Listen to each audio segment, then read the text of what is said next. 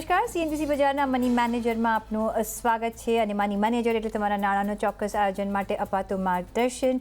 હું પ્રીતિ દલાલ આપનું સ્વાગત કરું છું આજના મની મેનેજરમાં એક નવા ટોપિક સાથે. ને આજે આપણે મની મેનેજરમાં વાત કરીશું આદર્શ મ્યુચ્યુઅલ ફંડ પોર્ટફોલિયો કેવો હોવો જોઈએ, મ્યુચ્યુઅલ ફંડની પસંદગીમાં કઈ ભૂલ થતી હોય છે, અને સાથે જ લઈશું દર્શકોના સવાલ પણ. ત્યારે મની મેનેજરમાં આપણે મ્યુચ્યુઅલ ફંડમાં એસઆઈપી દ્વારા રોકાણથી સમૃદ્ધિ સર્જનની વાતો કરતા હોઈએ છીએ, અને આ માટે તમારા ફંડનો પોર્ટફોલિયો યોગ્ય હોય એ ખૂબ જ જરૂરી છે. તો કઈ રીતે બની શકે છે તમારા માટે ઉત્તમ ફંડનો પોર્ટફોલિયો, જાણીશું ક્રેડન્સ વેલ્થ એડવાઇઝર્સના ફાઉન્ડર અને સીઈઓ કીર્તન શાહ પાસેથી. કીર્તન, ઘણું સ્વાગત છે આપનું આજના શોમાં. અને બધાને એવી જ્યારે રોકાણ કરતા હોઈએ છીએ ત્યારે એમ લાગે છે કે ભાઈ આપણું જે ઇન્વેસ્ટમેન્ટ છે એ બરાબર થાય અને બરાબર પોર્ટફોલિયો આપણે બિલ્ડઅપ કરીએ તો આપણે જે રિટર્ન્સ અને આપણા જે ગોલ્સ છે એ આપણને એ પ્રમાણે મળી રહે. પણ તમને શું લાગે છે કે જ્યારે આપણે મ્યુચ્યુઅલ ફંડની વાત કરતા હોઈએ છીએ ત્યારે કઈ એવી કોમન મિસ્ટેક્સ થઈ જતી હોય છે જ્યારે આપણે આપણો એક મ્યુચ્યુઅલ ફંડ પોર્ટફોલિયો બિલ્ડઅપ કરતા હોઈએ છીએ ત્યારે?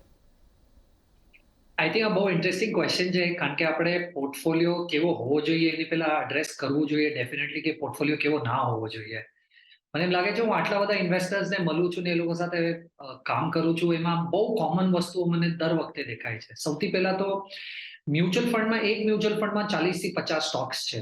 હવે તમે ઇમેજિન કરો, તમે એવા 20, 25, 30 મ્યુચ્યુઅલ ફંડ સ્કીમ્સમાં નાખી દેશો પૈસા, તો તમારું ડાયવર્સિફિકેશન ઓવર ડાયવર્સિફિકેશનમાં કન્વર્ટ થઈ જશે. તમે માર્કેટમાં જેટલા સ્ટોક્સ છે બધા ખરીદી લીધા છે ઇનડાયરેક્ટલી, તો એમાં તમે માર્કેટ બીટિંગ પરફોર્મન્સ મળવું બહુ મુશ્કેલ છે. તો સૌથી પહેલા 20-30 સ્કીમ્સ ના હોય અને તમારા પોર્ટફોલિયોમાં 4-5 સ્કીમ્સ હોય એનું ધ્યાન રાખો. સેકન્ડ, જ્યારે તમે આ 4-5 સ્કીમ્સ સિલેક્ટ કરવાની કોશિશ કરો છો ત્યારે એમાં બે વસ્તુનું ધ્યાન રાખો કે સેમ કેટેગરીમાં વધારે ફંડ્સ નહીં લો. કારણ કે ટિપિકલી હું જોઉં છું કે ઇન્વેસ્ટર પાસે 10 સ્કીમ હશે, પણ 10માંથી 8 સ્કીમ લાર્જ કેપ હશે, અલગ એએમસીઝની.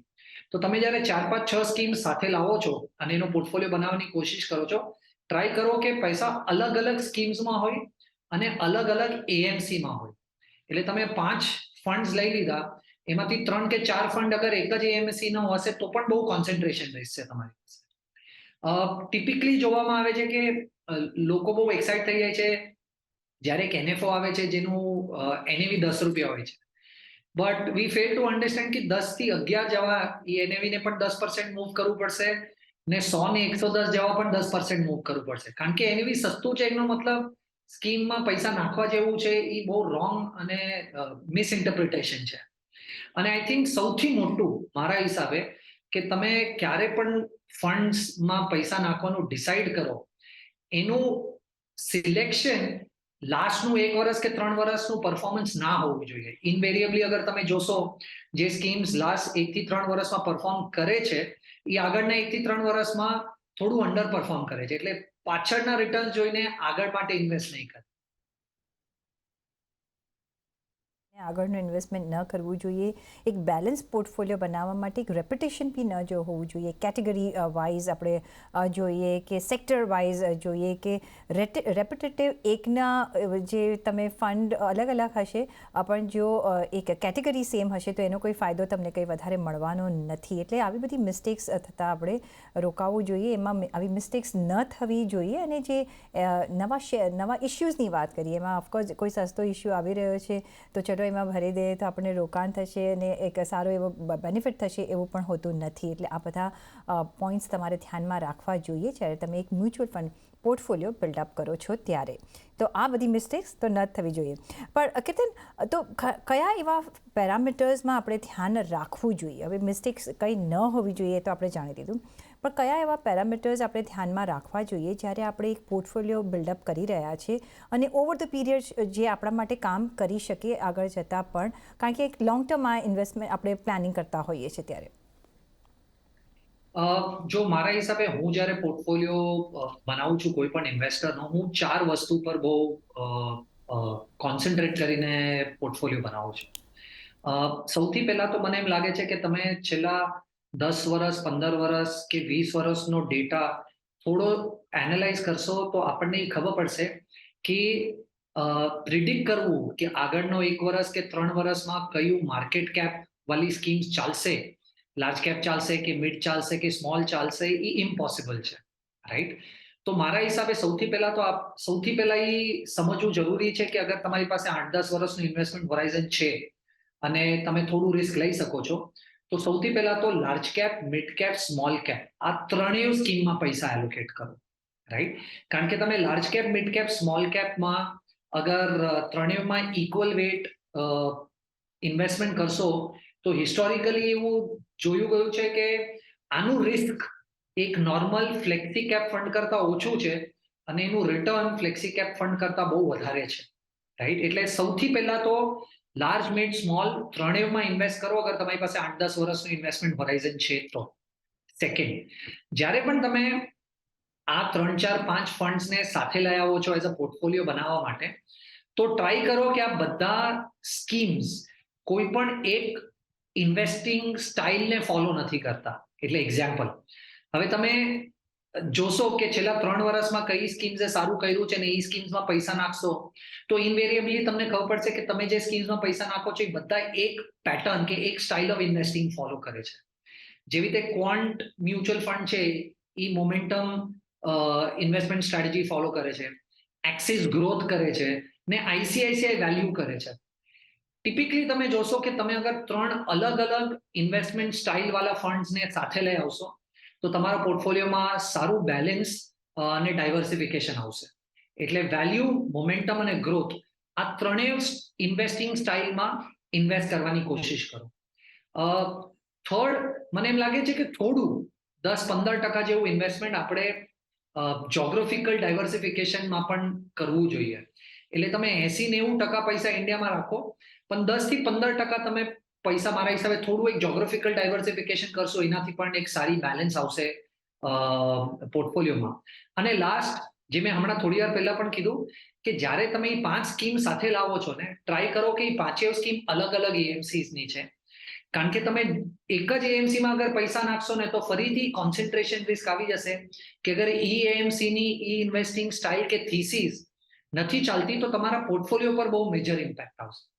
એટલે ત્રણેય માર્કેટ કેપમાં પૈસા લગાડો, 3 અલગ અલગ ઇન્વેસ્ટિંગ સ્ટાઇલ છે એમાં પૈસા લગાડો, જોગ્રાફિકલ થોડું ડાયવર્સિફિકેશન કરો અને અલગ અલગ એએમસીમાં પૈસા લગાડો, એક જ એએમસીમાં બહુ કોન્સન્ટ્રેશન નહીં.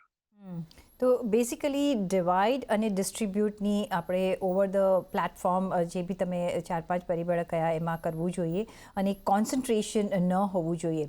પણ સપોઝ તમે જે પણ પોઈન્ટ્સ કીધા એને થોડું એલેબોરેટ કરીએ આપણે. માર્કેટ કેપની જે તમે વાત કરી, તો ખાલી મલ્ટી કેપ અને જો ફ્લેક્સી કેપમાં આપણે જો ઇન્વેસ્ટ કરીએ તો શું એમાં એક ડાયવર્સિફિકેશન નથી મળી જતું? એમાં એક્સપોઝર જો રાખીએ તો એ સફિશિયન્ટ છે કે એમાં આપણે આવું રીતે કરવું ન જોઈએ? આઈ થિંક પ્રીતિ મેમ, અત્યારના એક બહુ મિસકન્સેપ્શન છે કે તમે મલ્ટી કેપ ફંડમાં પૈસા નાખી દો તો એમાં લાર્જ, મિડ, સ્મોલ ત્રણેય આવી જશે, કે ફ્લેક્સી કેપમાં નાખી દો ને ફંડ મેનેજરને ડિસાઈડ કરવા દો કે એને પૈસા ક્યાં નાખવા છે. આ પ્રેક્ટિકલી મને નથી લાગતું કોઈ બહુ બેટર સોલ્યુશન છે. I explain to you why. તમે ફ્લેક્સી કેપ ફંડનું કોમ્પોઝિશન જોશો તો આપણને ખબર પડશે કે flexi cap fund pseudo large cap જ છે, એમાં 70% તો લાર્જ કેપ જ હોય છે. એટલે એવું નથી કે એમાં બહુ અગ્રેસિવલી લાર્જ, મિડ, સ્મોલની વચમાં ઇન્વેસ્ટમેન્ટ ચેન્જ થાય છે ફંડ મેનેજરના વ્યૂના હિસાબે. તો ટિપિકલી તમારે અગર લાર્જ કેપમાં પૈસા નાખવા છે એની સામે તમે ફ્લેક્સી કેપ લઈ લો તો ઠીક છે, પણ તમે એમ વિચારશો કે હું ફ્લેક્સી કેપમાં નાખી દઉં ને ફંડ મેનેજર ડિસાઈડ કરશે કે લાર્જમાં નાખું, મિડમાં કે સ્મોલમાં, એ તમારો પર્પઝ સોલ્વ નહીં કરે. મલ્ટી કેપમાં પણ એ જ પ્રોબ્લેમ છે. તો મલ્ટી કેપમાં તમે ફંડનું કમ્પોઝિશન એવું છે કે એને કમ્પલસરી લાર્જ, મિડ, સ્મોલમાં નાખવું પડશે. પણ આઈ ટેલ યુ ચેલેન્જ શું છે એમાં. તમે જ્યારે ₹100 એક મલ્ટી કેપ ફંડમાં નાખો છો, તમે એક જ ફંડ મેનેજર અને એક જ ફંડ હાઉસ પર બિલીવ કરો છો કે એ લાર્જ, મિડ, સ્મોલ ત્રણેયમાં સારું કામ કરશે. તો મેં અગર ₹100 એક મલ્ટી કેપ ફંડમાં નાખી દીધા, હું અઝ્યુમ કરું છું કે એક ફંડ મેનેજર જે મલ્ટી કેપ ચલાવે છે એની લાર્જ, મિડ, સ્મોલ ત્રણેયમાં એક્સપર્ટીઝ છે, રાઈટ? અને એ એક જ ફંડ હાઉસ ત્રણેય કમ્પોનન્ટ્સ માટે સારું છે. તો મને લાગે છે એ એક બહુ મોટો પ્રોબ્લેમ છે મલ્ટી કેપ ફંડ. એટલે મારા હિસાબે તમે ₹100 હોય તો અલગ અલગ લાર્જ, મિડ, સ્મોલ 3 અલગ અલગ એએમસી ને અલગ અલગ સ્ટ્રેટેજીસમાં પૈસા નાખશો, એનું આઉટપુટ બેટર હશે એક એએમસી ની એક સ્કીમમાં પૈસા નાખો. એબ્સોલ્યુટલી. તો ઓફકોર્સ એક લાર્જ મિડ અને સ્મોલરમાં તમે સેપરેટલી કરશો તો એનું આઉટકમ એક વધારે આવશે ઇન્સ્ટેડ ઓફ ખાલી એક ફ્લેક્સી કેપ કે મલ્ટી કેપમાં તમે કરી દો, કારણ કે એ લોકોની આપણે જો ઇન્વેસ્ટમેન્ટ સ્ટ્રેટેજી હોય, જેમ કહ્યું કે 70% તો એક લાર્જ કેપમાં જતું હોય છે. એટલે એક વધારે જો તમારે ડાયવર્સિફિકેશન જોઈતું હોય તો આપણે સેપરેટલી એ ફંડ્સમાં ઇન્વેસ્ટ કરવું જોઈએ, પછી લાર્જ મિડ અને સ્મોલમાં તમે ડિવાઈડ કરી શકો છો. પણ બીજું જે કીર્તન જે સવાલ આવે છે, જે સ્ટાઇલ ઓફ ઇન્વેસ્ટિંગ જે હોય, તો જ્યારે આપણે વાત કરતા હોઈએ છીએ ડિસ્ટ્રીબ્યુશનની, તો ખાલી આપણે જો ઇન્ડેક્સ ફંડમાં જો રોકાણ કરીએ તો શું એ બેનિફિશિયલ આપણને થઈ શકે છે? શું ઇન્ડાઇસીસનું આપણને એક બેનિફિટ મળી શકે છે એમાં, કે આ તમે એડવાઇસ નહીં કરશો? પ્રીતિ મેમ, હવે આમાં શું થાય છે હમણાં, કારણ કે આપણે ઇન્ડેક્સ ઇન્વેસ્ટિંગ કે પેસિવ ઇન્વેસ્ટિંગમાં એક જ વસ્તુ પર વાત કરીએ છીએ કે એનો કોસ્ટ ઓછો છે, પણ આપણે એ નથી સમજતા કે ઇન્ડેક્સ ઇન્વેસ્ટિંગમાં જ્યારે આપણે પૈસા લગાડીએ છીએ એ ખાલી મોમેન્ટમ ઇન્વેસ્ટિંગ ફોલો કરે છે. એટલે what do I mean when I સે મોમેન્ટમ ઇન્વેસ્ટિંગ? કે અગર કોઈ પણ એક સ્ટોક સારું કામ કરે છે, કે એની વેલ્યુ વધે છે, તો ઇન્ડેક્સ મેનેજમેન્ટ કેવી રીતે થાય છે? એની માર્કેટ કેપ વધી ગઈ અગર એ સ્ટોકની, તો એ સ્ટોકને એ લોકો ઇન્ડેક્સમાં એડ કરી દે છે, અને જ્યારે પણ એની માર્કેટ કેપ પડી જશે એને સ્ટોકને ઇન્ડેક્સથી નીકાળી નાખશે. Adani is the live example of what M I talking about, right? તો હવે આમાં પ્રોબ્લેમ એ છે કે તમે ખાલી અગર ઇન્ડેક્સમાં પૈસા નાખશો તો તમારી પાસે ખાલી મોમેન્ટમ સ્ટાઇલ ઓફ ઇન્વેસ્ટિંગ માં જ પૈસા લાગ્યા છે. તમે ઇન્ડેક્સમાં ઇન્વેસ્ટ કરીને તમે વેલ્યુ ને ગ્રોથ સ્ટ્રેટેજીનું ઓપ્ટિમાઇઝેશન નથી કરી શકતા. એટલે કદાચ અગર તમારે લાર્જ મિડ સ્મોલ ત્રણેયમાં પૈસા નાખવા છે, તો તમે જે લાર્જમાં પૈસા નાખવા માંગો છો એ તમે સેન્સેક્સ કે નિફ્ટી ETF કે ઇન્ડેક્સ ફંડમાં નાખી દો. પર મિડ કેપ અને સ્મોલ કેપ તમે ઇન્ડેક્સમાં કરશો તો એમાં અત્યાર સુધી મને એમ લાગે છે કે એક્ટિવ મેનેજમેન્ટમાં બહુ જ્યુસ બાકી છે, કે તમને મિડ કેપ અને સ્મોલ કેપમાં એક્ટિવ મેનેજમેન્ટ બહુ વધારે સારું રિસ્ક એડજસ્ટેડ રિટર્ન જનરેટ કરી આપશે વર્સિસ લાર્જ કેપ. એબ્સોલ્યુટલી. ને જો અત્યારનો જ આપણે જો એક એક્ઝામ્પલ જોઈએ તો ઇન્ડાઇસીસમાં આપણે એક મેસિવ ફોલ જોઈએ, આપણે સ્ટોક સ્પેસિફિક જોઈએ કે સેક્ટર સ્પેસિફિક જોઈએ, તો એક સારી આપણે મૂવમેન્ટ જોઈ રહ્યા છીએ. તો જો ખાલી ઇન્ડેક્સ ફંડમાં જો આપણે જેને નિવેશ કર્યો હશે તો અત્યારે તો બિચારા પ્રોબ્લેમમાં હશે, કે જે રીતે આપણે અત્યારે ડાઉન ટ્રેન્ડ જોયો છે પાછલા ઘણા બધા સેશન્સથી આપણે જોઈ રહ્યા છીએ. પણ જ્યોગ્રાફિકલી આપણે જો એક નજર કરવી હોય તો એક્ટિવ ફંડ ઓર પેસિવ ફંડમાંથી કઈ રીતનું ચૂઝ કરવું જોઈએ, અને એના માટે કયા એવા પરિબળો આપણે ધ્યાનમાં રાખવા જોઈએ? મને એમ લાગે છે કે જ્યોગ્રાફિકલી જ્યારે આપણે ઇન્વેસ્ટ કરીએ છીએ ને, તો સૌથી પહેલા સમજવું એ જરૂરી છે કે જ્યોગ્રાફીમાં તમે વર્લ્ડ માર્કેટને ડેવલપિંગ અને ડેવલપ્ડ એ બે અલગ અલગ માર્કેટ્સમાં ડિવાઈડ કરી દો. તો ડેવલપિંગમાં તો ઇન્ડિયા, ચાઇના, બ્રાઝિલ, ઇન્ડોનેશિયા આ બધી આવે છે. હવે મને નથી લાગતું આગળના 5 વર્ષ, 7 વર્ષ, 10 વર્ષમાં ઇન્ડિયા કરતા ગ્રોથ પ્રોસ્પેક્ટ કોઈ પણ બીજી કન્ટ્રીનો આપણા કરતા વધારે છે. તો હું જ્યારે ડેવલપિંગ કહું છું તો મને એમ લાગે છે ઇન્ડિયા સિવાય બહાર તમારે બહુ જોવાની જરૂરત નથી. પણ જ્યારે આપણે ડેવલપ્ડ માર્કેટ્સની વાત કરીએ છીએ તો એમાં જાપાન પણ આવે છે, US, યુરોપ, UK. હવે એ બધાનું તમે અગર performance, diversification, historical asset allocation strategies, ઘણી બધી જે વસ્તુઓ છે બધી તમે જોશો, તો મને એમ લાગે છે કે લોંગ સ્ટોરી શોર્ટ, તમે અગર US માર્કેટમાં કે ચાઇના માર્કેટમાં કોઈ પણ એક માર્કેટમાં થીમ બેઝ ઇન્વેસ્ટિંગ કરો, તો થીમ બેઝ ઇન્વેસ્ટિંગનો તમને જોગ્રાફિકલ એડવાન્ટેજ મળી શકશે. એટલે એક્ઝામ્પલ, હવે ટેકનોલોજી આટલી અગ્રેસિવલી ગ્રો થાય છે, પણ ઇન્ડિયામાં ગૂગલ કે એપલ કે આ બધી કંપનીઝ લિસ્ટેડ નથી. તો અગર મારે એ કંપનીઝમાં ઇન્વેસ્ટ કરવું હોય તો મારે થીમ બેઝ ઇન્વેસ્ટિંગ કરવું પડશે યુએસમાં. કે લેટ્સ સે મારે EV આ થીમ રમવી છે, પણ સૌથી મોટું મેન્યુફેક્ચરિંગનું એડવાન્ટેજ તો ચાઇના લઈને જાય છે. તો મને એમ લાગે છે કે જ્યારે પણ ગ્લોબલ ડાયવર્સિફિકેશન કરીએ છીએ ને, તો લાર્જલી થોડું થીમ બેઝ રમવું પડે પેસિવ થ્રુ. પણ તમે મને પૂછશો અને બેસિક રાખવું હોય આપણે ઇન્વેસ્ટર્સ માટે, તો તમે નેસ્ડેકમાં ઇન્ડેક્સમાં પૈસા લગાડી દેશો, જે તમારે 10-15% ડાયવર્સિફિકેશન ગ્લોબલ કરવું છે, એનાથી આઈ થિંક ડાયવર્સિફિકેશન પણ આવી જશે ને એ થીમ પણ પરફેક્ટ છે. ઓકે. પણ જ્યારે આપણે ઓફકોર્સ ઇક્વિટીની આપણે વાત કરી કીર્તન, પણ તમારા પોર્ટફોલિયોમાં શું તમે ડેટને પણ એક પ્રાવધાન આપશો? શું ડેટ ફંડ્સમાં પણ એક રોકાણ કરવું જોઈએ અત્યારે, જો આપણે ડિસ્ટ્રીબ્યુશનની જ્યારે વાત કરી રહ્યા છીએ, પોર્ટફોલિયો બિલ્ડઅપની વાત કરી રહ્યા છીએ ત્યારે? Absolutely ma'am. મારા હિસાબે તમારે 10% તો સૌથી પહેલા એક ઇમરજન્સી કે લિક્વિડ ફંડમાં હોવા જોઈએ કે તમને જ્યારે પણ પૈસાની જરૂરત છે, તમારે તમારું લોંગ ટર્મ ઇન્વેસ્ટમેન્ટ ના તોડવું પડે ને એ લિક્વિડ ફંડ્સમાંથી તમે ઇમિડિયેટલી જેટલી રિક્વાયરમેન્ટ છે એટલા પૈસા નીકાળી શકો. અને મને એમ લાગે છે કે બીજું 10% 15% તમારે હજી શોર્ટ ટર્મ ડેટ ફંડમાં રાખવું જોઈએ. કારણ કે હું આ 2 રીઝનથી કહું છું. તમે અગર હિસ્ટોરિકલ ડેટા જોશો તો એનાથી ખબર પડે છે કે 80% ઇક્વિટી ને 20% ડેટનો પોર્ટફોલિયો એ 100% ઇક્વિટીના પોર્ટફોલિયોને ઓછા રિસ્ક સાથે બીટ કર્યો છે. 1. એટલે તમારી પાસે ડેટનું એક્સપોઝર હોવું જોઈએ. સેકન્ડ, ડેટનું એક્સપોઝર એટલે પણ હોવું જોઈએ કે જ્યારે પણ માર્કેટ પડે છે ત્યારે ટિપિકલી આપણી પાસે માર્કેટમાં લગાડવા માટે બહુ પૈસા નથી હોતા. કન્વિક્શન હોય છે કે માર્કેટ અહીંયાથી ઉપર જશે, પણ મારી પાસે પૈસા નથી માર્કેટને લોઅર લેવલ્સ પર ખરીદવા માટે. ત્યારે પણ ડેટ કામમાં આવે છે કે અગર તમારી પાસે ડેટમાં કંઈ પૈસા પડ્યા છે તો એ તમે યુઝ કરીને ઇક્વિટી ખરીદી લો.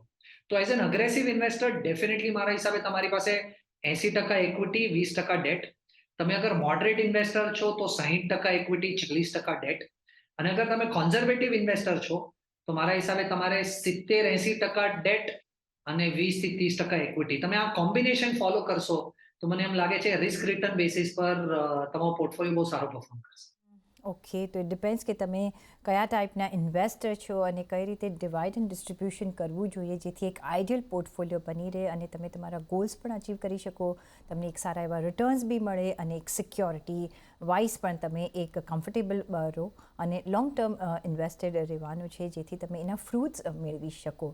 તો આઈડિયલ પોર્ટફોલિયો કેવો હોવો જોઈએ, શું મિસ્ટેક્સ થતી તમારે રોકવાની છે અને કઈ રીતે આઈડિયલ પોર્ટફોલિયો બિલ્ડઅપ કરવાનું છે, એની I think more or less કીર્તને એક ફોર્મ્યુલા આપી દીધી છે, એટલે એ ધ્યાનમાં જરૂરથી રાખશો.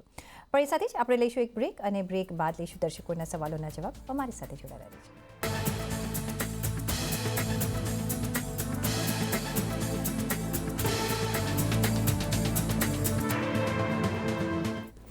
બ્રેક બાદ ફરી એક વખત આપનું સ્વાગત છે મની મેનેજરમાં અને હવે સમય થઈ રહ્યો છે કે આપણે દર્શકોના સવાલોના જવાબ લઈએ અને પહેલો જે સવાલ આવી રહ્યો છે ઈમેલ દ્વારા, એ આવી રહ્યો છે નીરવ પટેલનો. એમના ઉંમર વર્ષ છે 32 વર્ષ અને એસઆઈપી દ્વારા રોકાણ કર્યું નથી. કોવિડ પહેલાં મ્યુચ્યુઅલ ફંડમાં થોડું રોકાણ કર્યું હતું, પણ એમને હવે એસઆઈપી થ્રુ એક રોકાણ કરવું છે. તો કઈ રીતે રોકાણ કરવું જોઈએ અને કયા એવા ફંડ તમે સજેસ્ટ કરશો? નીરવભાઈ, સૌથી પહેલા તો કઈ એસઆઈપીમાં તમારે પૈસા લગાડવા જોઈએ એની માટે ઘણી બધી ઇન્ફોર્મેશનની જરૂરત હોઈ શકે છે. જેવી રીતે તમે કેટલા વર્ષ માટે ઇન્વેસ્ટ કરવાના છો, તમારું ઇન્વેસ્ટમેન્ટ પ્રોફાઇલ અગ્રેસિવ છે કે તમારે બહુ રિસ્ક નથી લેવું. પણ માની લો હું અગર એમ અઝ્યુમ કરું છું કે તમે 32 યર્સ એજના છો એટલે હજી ઘણો બધો ટાઈમ છે તમે રિટાયર થશો એની પહેલા. અને કારણ કે તમારી પાસે ટાઈમ છે, આઈ થિંક થોડું આપણે રિસ્ક લઈ શકશું કારણ કે આપણે એક એસઆઈપી થ્રુ ઇન્વેસ્ટ કરીએ છીએ અને તમારી પાસે ટાઈમ પણ બહુ વધારે છે. હવે આ 2 વસ્તુઓ અગર હું ધ્યાનમાં રાખું તો હું તમને આ 4 ફંડ્સમાં તમારા પૈસા ઇક્વલી ડિસ્ટ્રીબ્યુટ કરવાની સલાહ આપીશ. એક તો તમે પીપીએફએસ ફ્લેક્સી-કેપ ફંડ લઈ લો, બીજો તમે કોટક ઇક્વિટી ઓપોર્ચ્યુનિટીઝ ફંડ લઈ લો, ત્રીજો એક્સિસ મિડ કેપ લઈ લો અને ચોથો એસબીઆઈ સ્મોલ કેપ લઈ લો. તો અગર તમારે 100 રૂપિયાની એસઆઈપી કરવી છે, મારા હિસાબે આ ચારેય ફંડ્સમાં 25 રૂપિયાની એસઆઈપી કરશો તો મારા હિસાબે પોર્ટફોલિયો તમારો સારી રીતે ડાયવર્સિફાઈડ હશે. તો નીરવજી, જ્યારે તમે આવા સવાલ પૂછો છો ને બધા દર્શકો માટે આ હું એક એડવાઇસ આપું છું કે જરાક એક ડિટેલમાં જો તમે તમારો પ્લાન મૂકો, કેટલા તમે એસઆઈપી કરી શકો છો, કેટલું બીજું રોકાણ છે, એ જો તમે અમને ડિટેલ્સ મોકલો તો અમે એક વધારે સારી રીતે તમારું પ્લાનિંગ કરી શકીશું. પણ જે રીતે તમારી ઉંમર જોઈ રહ્યા છે અને અમે એક 4 ફંડ્સની તમને એક કેટેગરી આપી રહ્યા છે જેમાં તમે તમારા ફંડ્સ જેટલા અવેલેબલ છે એ પ્રમાણે 4માં તમે ડિવાઈડ કરી શકો છો કે શરૂઆત કરી શકો છો 2થી અને પછી બીજા 2 એડ કરી શકો છો. તો એક ઇવેન્ચ્યુઅલી તમારે આ 4માં એક ડિવાઈડ કરવાનું રહેશે. નેક્સ્ટ સવાલ સિરાજ જુનેજાનો, એમની પાસે 5000ની એસઆઈપી એમને કરવી છે, એટલા પૈસા છે તો કઈ રીતે કરી શકાય, ઓનલાઈન શું કરી શકાય કે નહીં, અકાઉન્ટ શું ઓપન કરવું પડે અને કઈ રીતે એસઆઈપી શરૂ કરી શકાય. તો આઈ એમ અઝ્યુમિંગ કે તમે કોઈ વખત એસઆઈપી કરી નથી અને શરૂઆત કરી રહ્યા છો. તો કીર્તન, કઈ રીતે એડવાઇસ કરશો? સિરાજભાઈ, જો ઇન્વેસ્ટ કરવાના બે ઓલ્ટરનેટિવ છે. એકને રેગ્યુલર પ્લાન કહેવાય છે અને એકને ડિરેક્ટ કહેવાય છે. તો અગર તમે કોઈને ઓળખો છો જે તમને સલાહ આપી શકે છે કે તમારા 5,000 રૂપિયાની એસઆઈપી ક્યાં તમારે ઇન્વેસ્ટ કરવી જોઈએ અને ના એકવાર ખાલી પણ એ રેગ્યુલર બેસિસ પર તમને ટ્રેક કરવામાં હેલ્પ કરે છે. એટલે તમે એવું કોઈને ઓળખો છો જે તમને એડવાઇસ કરવાનું છે તો તમે જશો રેગ્યુલર પ્લાનથી. તો રેગ્યુલર પ્લાનથી જ્યારે પણ જશો તો એ જે ડિસ્ટ્રીબ્યુટર હશે એનું ઓલરેડી એક સિસ્ટમ હશે જેના થ્રુ તમે ઇન્વેસ્ટ કરી લેશો. પણ આઈ થિંક તમારો ક્વેશ્ચન અગર ડિરેક્ટ ઇન્વેસ્ટિંગનો છે તો 3 ઓપ્શન છે શરદભાઈ. સૌથી પહેલા તો તમે એએમસીની વેબસાઇટથી ઇન્વેસ્ટ કરી શકો છો. સેકન્ડ, ઘણા બધા પ્લેટફોર્મ્સ છે એમએફ યુટિલિટી જેવા, જ્યાં તમે અગર તમારું પોતાનું અકાઉન્ટ ઓપન કરો છો તો ત્યાંથી મ્યુચ્યુઅલ ફંડ્સ બાય અને સેલ કરી શકો છો. અને આ ઘણા બધા એપ્સ પણ છે જેવી રીતે ઝીરોધા છે, ગ્રો છે, ઈટી મની છે. આ બધા એપ્સના થ્રુ, પેટીએમ મની છે, આ બધા એપ્સના થ્રુ પણ તમે ઇન્વેસ્ટ કરી શકો છો.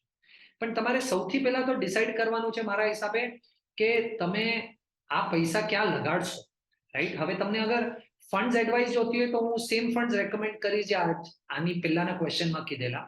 પીપીએફએસ, flexi cap, Kotak equity opportunity, Axis mid cap અને એસબીઆઈ સ્મોલ કેપ.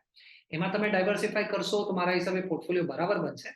પણ એકવાર પૈસા નાખ્યા પછી પણ તમારે એને રેગ્યુલરલી જોતા રહેવું પડશે, કારણ કે આ ફંડ્સ આજે સારું લાગે પણ કાલે ઉઠીને એમાં કોઈ ફંડ મેનેજર ચેન્જ, કોઈ ઓબ્જેક્ટિવ ચેન્જ, ઘણી બધી વસ્તુ આવી શકે તો તમારે ધ્યાન રાખવાની જરૂર છે મારા હિસાબે. એબ્સોલ્યુટલી. અને એ ખાલી તમારા મ્યુચ્યુઅલ ફંડ રોકાણને લાગુ નથી પડતું, તમારા બધા જ રોકાણ તમારે પિરિયોડિકલી એક ટ્રેક તો કરવા જ જોઈએ કે કઈ રીતે કામ કરી રહ્યું છે, અને જો કંઈક એમાં પ્રોબ્લેમ લાગે તો તમે ચેન્જ કરી શકો છો અને ડ્યુલી તમે ટાઈમલી એક્શન લઈ શકો છો. પણ જ્યારે ડિરેક્ટ પ્લાન અને રેગ્યુલર પ્લાનની આપણે વાત કરી, કીર્તન, ઓફકોર્સ જે નવા જે રોકાણકાર છે એ લોકોએ રેગ્યુલર પ્લાનમાં કદાચ જવું જોઈએ જેને સમજ ન પડતી હોય, પણ એમાં આપણે એમાં જે રિટર્ન વાઇઝ જો જોઈએ, જો લોંગ ટર્મ તમે ઇન્વેસ્ટેડ રહો છો તો એન્યુઅલી એક થોડા રિટર્ન્સ એમાં ઓછા થતા હોય છે, કારણ કે ડિસ્ટ્રીબ્યુશન કોસ્ટ પણ હોતો હોય છે. એ પણ જાણકારી રાખવી જરૂરી છે. ડિરેક્ટ પ્લાનમાં ઓફકોર્સ તમે ડિરેક્ટલી કરી શકો છો અને આ બધા કોસ્ટ ઇન્વોલ્વ નથી હોતા. તો એનું પણ એક ધ્યાન રાખવું જોઈએ. અને જે નવા રોકાણકાર છે એ લોકોએ શું રેગ્યુલર પ્લાનમાં જાય એ વધારે ઇનિશિયલી એમના માટે સારું રહેશે? પ્રીતિભાઈ, મારા હિસાબે અગર તમે નવા છો કે જૂના છો, રાઈટ, પણ તમારી પાસે નોલેજ હોવી જોઈએ ને તમારી પાસે ટાઈમ પણ હોવો જોઈએ આની પર ધ્યાન રાખવા માટે. તો અગર તમારી પાસે ટાઈમ છે, નોલેજ છે અને તમારી પાસે ઇન્ક્લિનેશન છે આ બધું કરવાનું, તો તમારે ડિરેક્ટ જવું જોઈએ. પણ અગર તમને નથી ખબર પડતી, તમારી પાસે ટાઈમ નથી, તો મને એમ લાગે છે તમે પોતે કરવા જશો એમાં તમે એટલી મિસ્ટેક્સ કરશો કે એના કરતાં તો એ 50 પૈસા તમને રેગ્યુલર પ્લાનમાં વધારે કોસ્ટ આવે છે. તો એ એક એડવાઇઝર થ્રુ જાઓ જેને તમે ટ્રસ્ટ કરો છો ને જેની રિસ્પોન્સિબિલિટી છે આ બધું સંભાળી લે. તો મને એમ લાગે છે કે ઇન્વેસ્ટરે પહેલા એમના એન્ડ પર ડિસાઈડ કરવું પડશે કે શું એમની પાસે નોલેજ, ટાઈમ અને ઇન્ક્લિનેશન છે કે આજે ક્યાં પૈસા નાખવાના છે અને એને રેગ્યુલર બેસિસ પર ટ્રેક કરવા માટે. કારણ કે સ્કીમ્સમાં પરફોર્મન્સમાં ડિફરન્સીસ બહુ છે. એટલે તમે છેલ્લા 3 વર્ષ લઈ લેશો તો બેસ્ટ પરફોર્મિંગ સ્મોલ કેપ 40-50% છે અને વર્સ્ટ પરફોર્મિંગ સ્મોલ કેપ 10-12-15% છે. એટલે વર્સ્ટ અને બેસ્ટનો પરફોર્મન્સમાં ડિફરન્સ 30-40%નો છે. એટલે 50 પૈસા, કારણ કે રેગ્યુલરમાં કોસ્ટ વધારે છે, એ બહુ મોટો વિષય નથી મારા હિસાબે. ઇન્વેસ્ટરે પહેલા ડિસાઈડ કરવું પડશે કે શું એની પાસે નોલેજ, ટાઈમ અને ઇન્ક્લિનેશન છે આ કરવા માટે. કારણ કે આ બહુ સિરિયસ વસ્તુ છે અને એ 50 પૈસા માટે તમારે રોંગ ડિસિઝન ના લેવું પડે અને લઈ શકો છો રાઈટ કે નહીં, તમારે તમારા એન્ડ પર પહેલા જસ્ટિફાઈ કરવું જોઈએ મારા હિસાબે. કારણ કે આ તમારી ઇન્વેસ્ટમેન્ટનો સવાલ છે, તમારા પૈસાનો સવાલ છે, તમારા ગ્રોથનો સવાલ છે. એટલે જો તમને જાણકારી ન હોય, ટાઈમ ના હોય અને નોલેજ ન હોય તો તમે એક રેગ્યુલર પ્લાન થ્રુ જઈ શકો છો, એક ડિસ્ટ્રીબ્યુટર થ્રુ જઈ શકો છો અને એમની એક્સપર્ટીઝ યુઝ કરી શકો છો. પણ એ તમારો ડિસ્ટ્રીબ્યુશન જાણીતો હોવો જોઈએ જેથી તમારા રોકાણ એ બરાબર કરી શકે. ને ઓફકોર્સ જે પણ રોકાણ કરો છો એને તમારે ટ્રેક તો કરવાના છે. અને બાય ધ ટાઈમ તમે જો થોડું શીખી જશો તો પછી તમે ઇવેન્ચ્યુઅલી ડાયરેક્ટ પ્લાનમાં જઈ શકો છો. તો ઓફકોર્સ આ બધા જ પોઈન્ટર્સ ધ્યાનમાં રાખવા ઘણા જરૂરી છે. પણ ઓન દેટ નોટ કીર્તન, ઘણો આભાર તમારો અમારી સાથે જોડાવા બદલ અને આપના વ્યૂઝ અમારી સાથે શેર કરવા બદલ. અને સાથે જ પર્સનલ ફાઇનાન્સના તમારા સવાલ અમને મોકલો. તમારું નામ, શહેર, ઉંમર સાથે ઈમેલ કરો અમને money@nw18.com પર. ફેસબુક પર લખો અમને facebook.com/CNBC બજાર પર અને ટ્વીટ પણ કરી શકો છો twitter.com/CNBC બજાર પર.